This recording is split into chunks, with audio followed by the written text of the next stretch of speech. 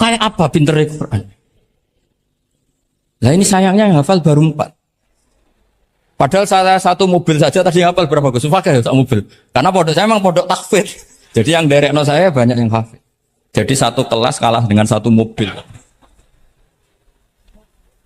Supir saya hafal Quran, penderek saya hafal Quran, yang bawakan tas ya.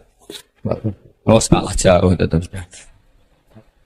Yang sebetulnya tidak hafal Quran. Iya, memang pondok saya pondok takfir karena memang pondok takfir. Jadi seperti itulah. Masa kamu menyarankan orang tidak sopan? Tidak mungkin kan. Masa kita ngajari santri-santri gak sopan? Tidak mungkin.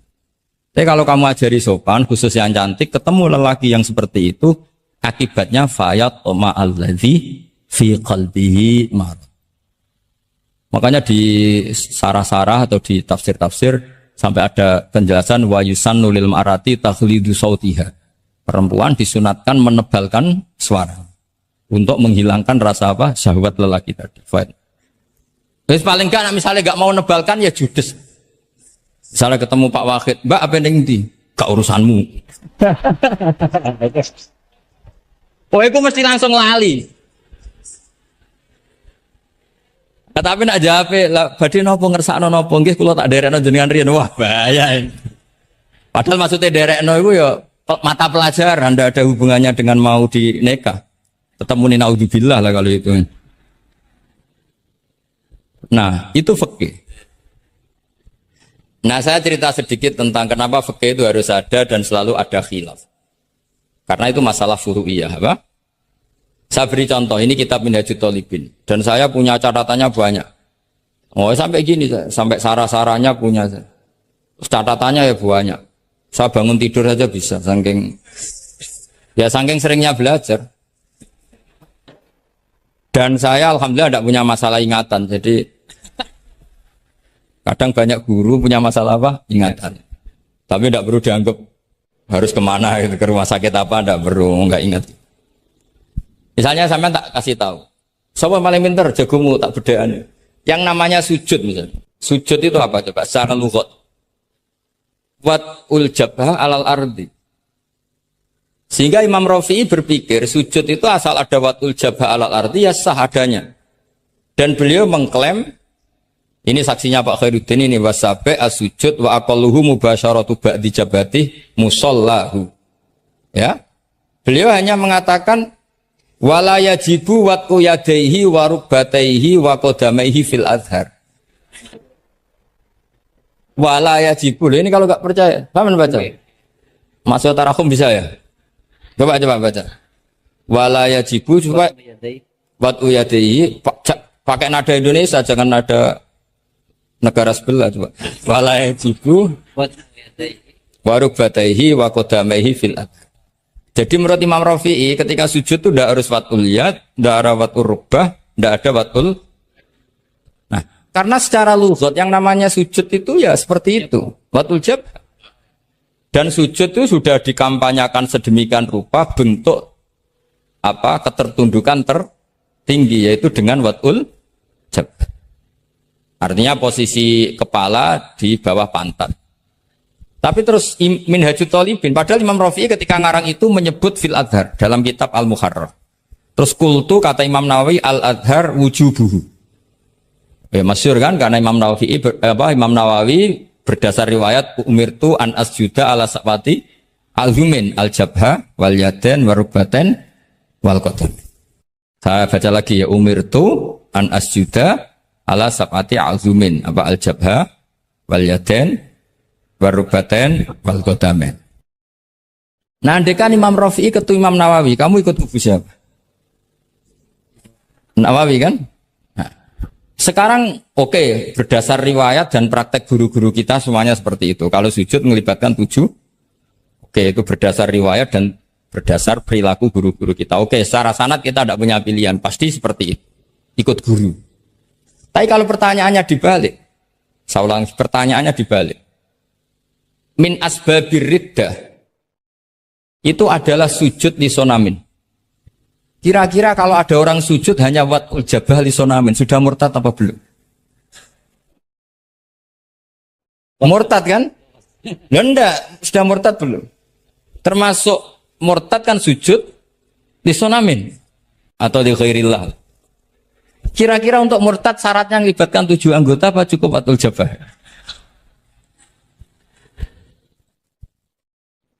Untuk sah menjadi murtad.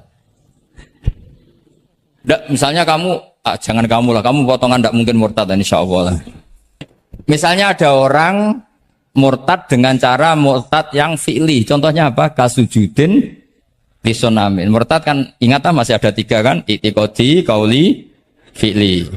Yang fi'li contohnya kasujudin lisonamin. Untuk menjadi sah murtad itu nunggu 7 anggota apa salatul jabah? Gak jawab, jangan ngawur saja kak, biasanya aja. Udah, gak usah. Kan biasanya ngawur terus gak apa-apa, masih anak-anak aja.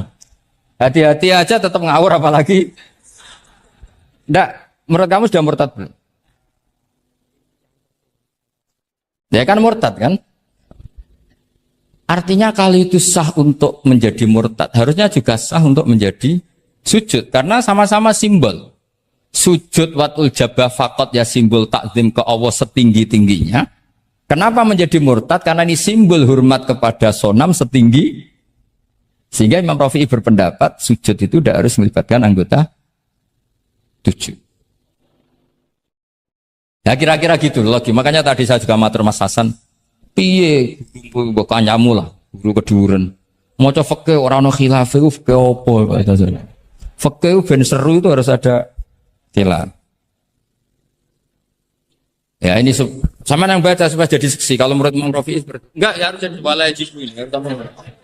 Enggak akan keliru. Tadi kan sudah tak baca. Wala yajibu watmu yadayhi wa rukbatayhi wa qadamayhi fil adhar. Qultu al-adhar wujubuhu. Ya sama-sama bilang al-adhar. Imam Rafi'i bilang enggak wajib al-adhar. Imam Nawawi bilang wajib ya al-adhar. Kamu partai ditutup wallahu a'lam. Oh.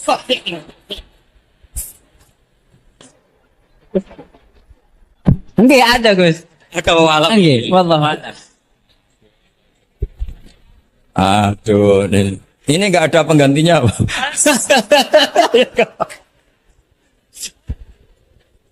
Jadi fikih itu menginduk ke usul fikih. Tapi usul fikih sendiri itu kalau enggak ngerti fikih jadi itu jadi liar. Karena khayalnya lebih tinggi. Makanya banyak orang yang pengagum usul fikih itu jadi liberal karena terus terlalu banyak khayal.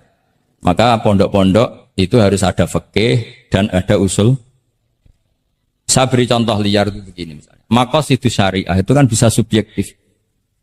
Sehingga Imam Syafi'i itu yang kritik man istahsana faqad syarra'a. Orang yang sering berpikir istihsan faqad syarra'a, maka dia mau berpikir bikin syariat tandingan.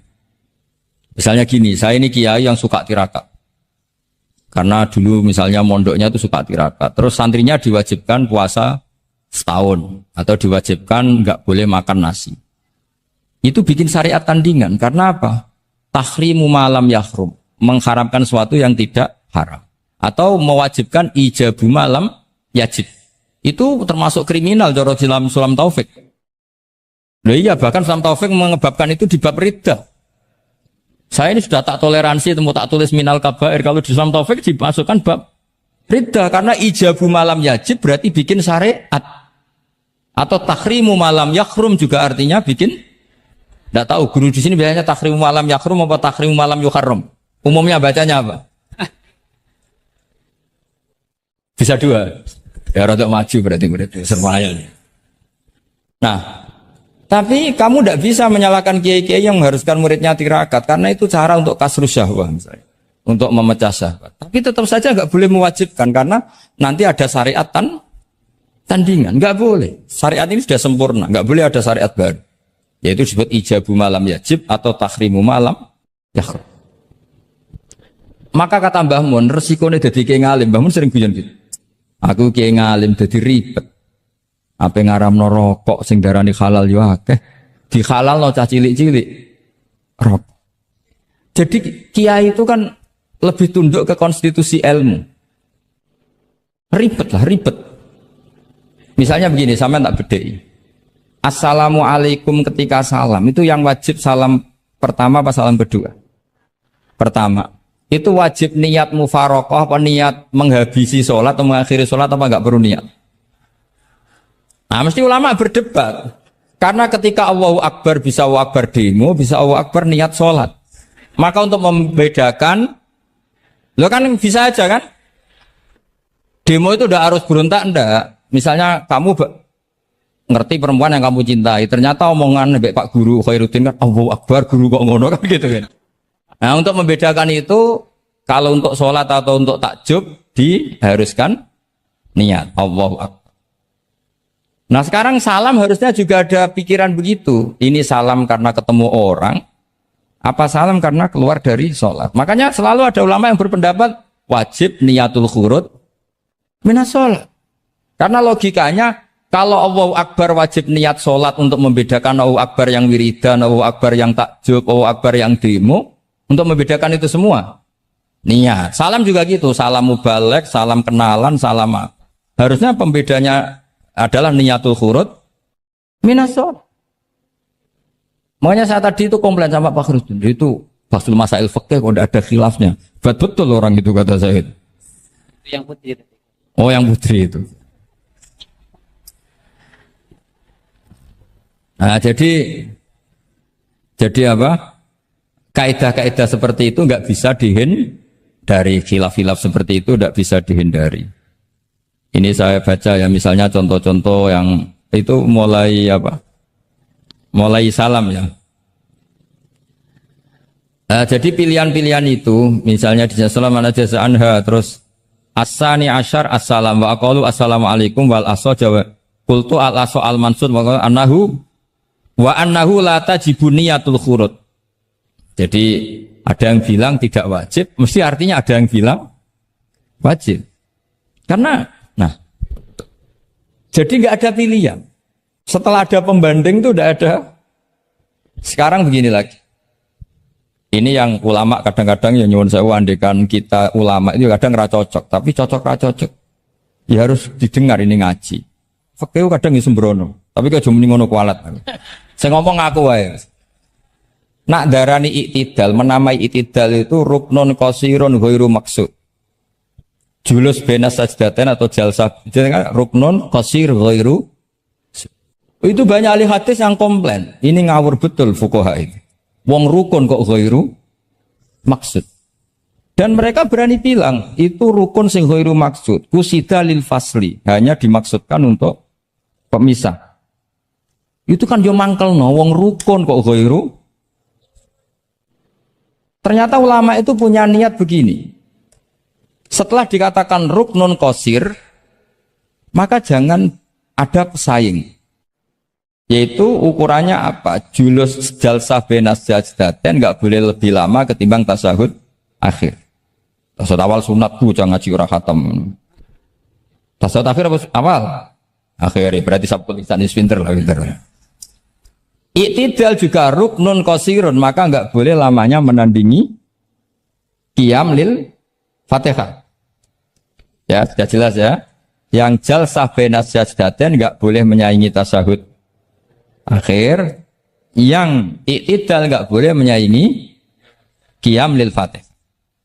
Ternyata ulama itu mikir, disaingi ku yo ora enak. Ngene kaya kula saingi Khairuddin yo ora gelem. Ora krana sombong, disaingi itu ndak enak. Kecuali level ya. Kecuali level.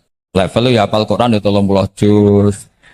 Itu Jibril bisa demo ke kamu. Memangnya saya hanya nurunkan ayatul ahkam. Enak saja milik. Memangnya selain ayatul ahkam enggak menarik. Oh, itu kalian semua pasti berhadapan dengan Jibril. Coba Jibril nurunkan semuanya apa hanya ayatul ahkam? Kalau saya ketemu kan aman.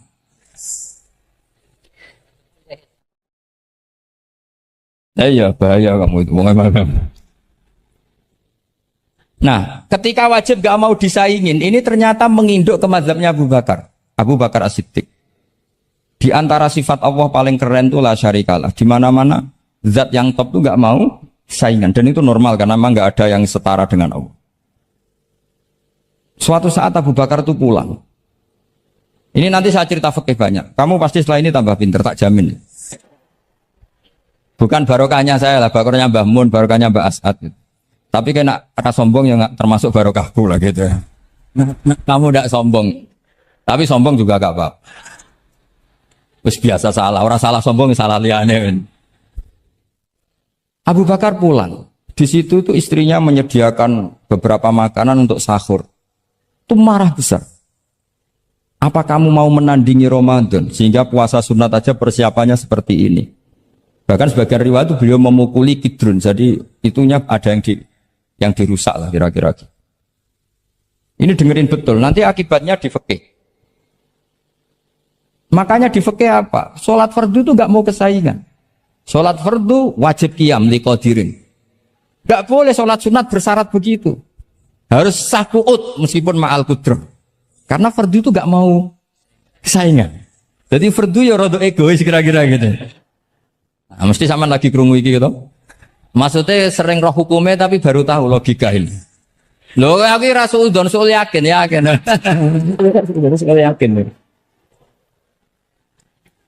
Karena fardu itu gak mau. Poso fardu wajib tabyitun niat. Nginep no niat mulai malam. Poso sunat tidak. Ketemu jam 9 kamu belum makan, belum ada dukhulu syai'in fi jawfika. Terus niat puasa sah enggak? Sah. Ada bedanya enggak fardu sama sunat? Ada. Salat fardu wajib itmam. Puasa wajib itmam. Puasa sunat amiru nafsi. Wah, puasa sunat bojo lagi apian bisa kamu batalkan. Tapi nak puasa fardu, oh sanksinya berat. Itku rokobatin sampai ya siamu sehari ini apa? Mutatabi'an. Terakhir itamu sitina. Tapi kalau puasa sunat amiru nafsi, kamu terus monggo, ndak terus. Intinya fardu itu nggak mau disaingin. Berarti itu fardu egois ya kata saya. Nah, Abu Bakar sampai begitu. Ono wong poso sunat kok sampai nyiapno buka, nyiapno sahur, ku marah. Bahkan marahnya nggak sekedar di hukumnya, di perlakuannya. Kamu itu memperlakukan puasa sunat aja kok kayak memperlakukan fardu. Hanya di menunya, di persiapannya. Dan ternyata Imam Syafi'i benar, ternyata di hukumnya juga harus beda. Misalnya tadi, qiyamul qadir fil fardi wajib qiyam. Tapi kalau sholat sunat, boleh qu'ud walau ma'al qudrah alal qiyam. Jadi ini ulama. Ini perpaduan usul fikih dan fikih. Jadi fardu itu ya agak angkuh lah kira-kira gitu. Angkuh itu kalau baik namanya izzatun nafs. Memang harus beda. Lah di sini, sholat pakai pakaian resmi begini itu bagus. Pakai jubah, kamis, atau pakai hem, pakai sarung itu bagus. Tapi andaikan Nabi selalu sholat demikian, itu bahaya. Saya ulang lagi bahaya. Bahaya bagi syariat ini. Ini saya niat ngajarin gurunya, bukan anak-anak. Suatu saat Jabir bin Abdillah, kalau kamu baca lihat di bab sholat di Bukhari atau di Kitabul Ilmi, ilmu fi sholat maksudnya. Itu Jabir bin Abdillah itu pernah datang ke masjid pakai gamis, pakai baju resmi, imamahnya dicopok, kamisnya dicopok, semua dicopot, terus sholat hanya pakai sarung tok, izarin wahid, terus akidan torofaihi ala atikihi. Ini kayak orang sarung satu di akidan torofaihi ala atiki, terus sholat. Geger sahabat tabiin, kan ini era tabiin, geger tabiin. Ungtur ila sahibi Rasulullah, lihat tuh sahabatnya Nabi. Sholat ke model kayak gitu. Ketika Pak Khairuddin sudah sholat dengan segala penampilan, jubahan, terus pakai imamah, dehem dari belakang, orang minggir semua sudah top lah pokoknya, sudah top pokoknya. Ini sahabatnya Nabi. Terus ketika sahabat mulai dan nyun sewu, beliau ngendikannya agak kasar. Saya melakukan ini, saya cek nanti di Bukhari. Kalau ada Bukhari juz 1 ambilkan, nanti bacakan. Apa cukup nanti tanya gurunya? Tanya saja nanti ya. Kalau 5 menit menemukan berarti dia sudah paham. Kalau ngasih waktu 1 hari masih cari-cari berarti. Ukurannya gampang. Kalau saya setengah menit langsung ketemu. Nanti ya cukup gurunya ya. Nanti kasihkan. Kalau bilang besok berarti belum tahu. Tapi kalau 5 menit kok ketemu ya sudah lumayan deh. Kata Jabir bin Abdillah, saya melakukan ini liyaroni al-ahmak misluk. Keras sekali. Saya melakukan ini supaya orang ahmak kayak kamu itu tahu. Ahmak itu terjemahnya nggak usah diterjemah. Ya pelai jahil atau teman akrabnya apa? Jahil yang agak kebablasan itu namanya apa? Ahmak. Jahil yang ya sudah seperti itu. Ternyata itu berkahnya Masya Allah sampai sekarang. Beliau terus ngendikan, Ra'aitu Rasulullah sallallahu alaihi wasallam yusolli hakadha akidan tarafai izari ala atid. Andai kan itu nggak pernah dilakukan seorang sahabat yang bersaksi Rasulullah pernah melakukan itu, maka kita akan menganggap sholat jubahan resmi seperti itu menjadi syarat sah. Pakai hem seperti ini resmi menjadi syarat sah. Barokahnya itu diketahui, oh yang paling pokok itu satrul aurah, yaitu mabena surah warubah. Jadi tidak konsisten itu kadang penting untuk menjaga varian hukum. Loh, Nabi itu nggak pernah terawih. Andai kan Nabi terawih terus, maka akan dikira terawih itu wajib. Nah barokahnya nggak pernah terawih, itu kamu bisa nggak terawih kan gitu. Maksudnya ya boleh nggak terawih. Ya kalau nanti pengurus mewajibkan, carikan takbir sulam taufik ijabu malam. Bisa masalah besar itu. Dah, ini cerita ilmu, dah cerita perilaku, dah. Ini cerita ilmu, dah cerita apa? Perilaku. Pak. Jelas kan? Jadi kadang seperti itu penting. Sholat itu ada waktunya. Sekali waktunya habis, normalnya sudah tidak wajib. Ya enggak? Kamu mau sekolah, selesainya jam 12, kamu bangun setengah 1. Harus sekolah pada usah. Karena momen sekali kelewat kan, nggak bisa diulang kan? Normalnya sholat qadha itu tidak wajib, normalnya. Karena momen waktunya sudah habis. Dan qadha normalnya juga nyuwun sewu haram. Normalnya. Tapi berhubung Pak sering qadha terus bilang nggak haram kan? Karena yang qadha bukan hanya santrinya tapi apa? Gurunya. Tapi nyuwun sewu, Nabi itu tahu ditakdir qadha. Saya tidak bilang Nabi qadha, ditakdir qadha. Ini bedanya Nabi dengan kamu. Nabi pernah ditakdir qadha. Dan nyatanya Nabi tetap sholat. Akhirnya jadi syariat qadha itu tetap. Andai kan Nabi tidak pernah qadha, maka orang cara berpikir waktunya kan sudah habis. Pasti malaikat bagian nyatet sudah gak ada. Lalu apa sholat? Wong sing nyatet wis tutup buku kan? Karena logika waktu itu kalau momennya kelewat ya sudah normalnya. Tapi agama ini tidak seperti itu. Berhubung Nabi pas qadha juga sholat. Itu kayaknya juga jamaah ya. Wah itu yang ribet itu. Ya kan jamaah kan itu. Jamaah kan? Wah aku nak bawa praktek ning pondok. Ya ribet. Separuh pondok qadha terus dimami Khairuddin sing qomat wahid. Wah. Perkara kan? Nah barokahnya ngerti kunut itu sunat, pura-pura ndak kunut. Akhirnya kayak orang baik kan, yaitu mau melakukan sholat duha. Ini sedang sholat duha. Iya, akhirnya guru saya sedang sholat duha. Itu husnudon yang goblok itu. Di bab zakat juga sama. Ukuran wajib itu apa? Akhdhal imamu qahron atau layuk ta'u yadu sariki. Ben kita tambah pinter. Tetap goblok ya ora apa-apa zaman akhir, tapi kita tak pinterno sithik. Ketika seseorang diputuskan wajib zakat, kok tidak mau zakat? Efek hukumnya apa? Akhdhal imamu qahron. Imam boleh ngambil paksa. Atau kalau mustahik itu nyuri dengan kadar yang memang jatahnya la tuqta'u yadu. Mergo ana syubhatul milki. Jadi paham ya? Jadi sampean misalnya fakir, tanggane Pak Khairuddin gak gelem zakat, nyolong jatah. Andaikan dia lomo, mustahik kamu itu dapat sekian. Itu nggak boleh dipotong tangannya karena kamu ngambil jatah. Jadi sekali diputuskan wajib itu punya akibat akhdhal imamu qahron atau la tuqta'u yadu sari. Jadi itu fikih. Jadi fikih itu konsisten. Nah, sekarang yang dikatakan fikih itu ainut ta'ah apa shawab, apa hak. Nah, itu yang ulama berdebat. Sekarang misalnya sampean tak bedheki begini. Sing darani salat sing sah iku madhep kiblat. Betul kan? Ya, betul. Masih ingat ya? Sekarang madhep kiblat itu menjadi baik karena nurut Allah apa karena madhep kiblat? Karena nurut Allah. Sehingga semangat fikih itu semangat taat ning Allah. Falau sholla arba'a raka'atin bi arba'i jihadin itu enggak perlu i'adah. Karena ketika aku istihad sana itu kiblat, rakaat kedua rubah ke sana, rakaat ketiga rubah. Allah ngitungnya, saya iku capek oleh kepin roh kiblat tenanan nganti spekulasi ping 4. Artinya apa? Karena kadang Allah itu butuh taatnya apa butuh kasile? Butuh taat.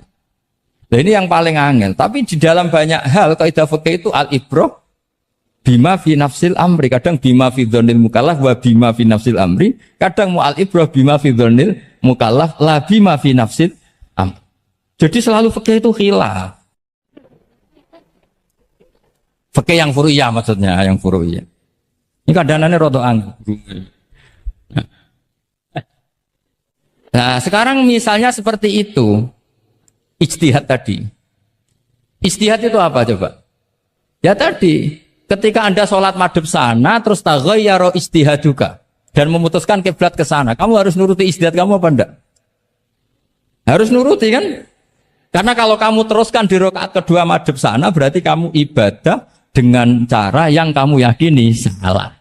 Maka harus rubah. Karena ada kaidah al-ijtihad la yunqadu ijtihad. Kok ijo, betul pinter iso nerusno. Nah, ternyata itu sudut pandang kalau dengan kaidah itu sehingga lau sholla arba'a raka'atin bi arba'i jihadin sahhat sholatu. Tapi kalau dibalik al-ibrah fil ibadah itu bima fi dzonil mukallaf wa bima fi nafsil amr. Nah, kalau Anda kan sudut pandangnya pakai kaidah itu, berarti kan pasti ada 3 jihad yang salah. Pasti apa mungkin? Pasti. Nah, kenapa di bab al-ijtihad itu ditoleransi? Padahal jelas yang 3 ini tidak fi nafsil amr. Lagi-lagi tidak semua ulama cara pandang sama. Yang satu pakai kaidah ini, yang satu pakai kaidah. Makanya saya sering mencontohkan berkali-kali. Kalau kamu ingin sowan saya nggak apa-apa, tetap baik. Karena kemungkinan seneng kiai ya 2. Dulu saya sering bercerita. Ada tabiin tanya sama sahabat, bagaimana wajah Rasulullah SAW. Tabiin ini nangis. Wallahi saya ini saking hormatnya, saking haibahnya Rasulullah, saking hormat saya tidak pernah berani melihat wajah beliau. Saya sowan juga agak berani karena takut ganggu. Jadi cara seneng kiai itu ya kadang nggak perlu sowan. Karena bawaannya itu ganggu. Loh misalnya saya ketemu anak istri saya kan asik, terus ketemu Wahid kan ya pusing. Jadi Allahu Akbar. Provokator ini. Jadi justru saking takdimnya Rasulullah, pilihannya itu tidak sowan karena takut ganggu Rasul. Ada sahabat yang pilihannya sowan. Yang jenenge seneng ya sowan. Tapi kalau dibalik, jenenge seneng ya aja ganggu, ayo milih ndi. Ini 2 madzhab yang sama-sama kuat. Jenenge seneng ya sowan, jenenge seneng ya aja ganggu. Ayo milih mana? Ada 2 pendapat. Kenapa Anda begitu yakin dengan satu pendapat? Di furu'iyah, saya ulang lagi di furu'iyah. Ya, bukannya maklum nanti itu. Jadi tidak gampang. Jadi lah itulah yang jadi analisis usul fikih. Jadi semuanya itu ada analisis. Saya ulang lagi, semuanya itu ada. Yang jelas itu di antara pantangan Islam itu ijabu malam yajib dan tahrimu malam yahrum. Karena manis tahsana faqad syarra'a. Dan Allah itu gak suka ada syariat tandingan itu gak suka. Karena bahaya kalau semua orang istihsan, bahaya. Saya pernah ini cerita nyata. Ada pengurus yayasan yatim piatu yang sehat. Saya ulang lagi yang sehat. Sehat yayasannya, sehat apa keuangannya, sehat perilaku. Datang ke saya minta doa, minta nasihat. Normalnya kan saya puji, tapi saya dingin saja. Saya bilang yayasan yatim piatu itu bagus, tapi lebih bagus lagi kalau dibiarkan.